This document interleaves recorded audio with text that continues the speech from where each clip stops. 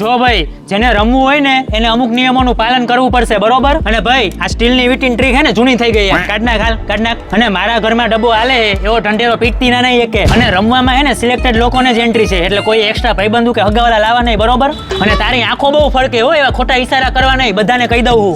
ખબર બધી પડે હો, અમે કઈ આજકાલના નથી રમતા, એટલે આ બધી ટ્રીકો હે ને ઘરે મૂકીને આવવાની, બરોબર? અને જો વાળા તમને કહી દઉં, અહીં ખોટો ટેકો દઈને ન બેવું, બુઈન લાગે તમારી. અને આજુબાજુ વાળાના પત્તા હે ને ઊંચા થઈને જોવા નહીં, બરોબર?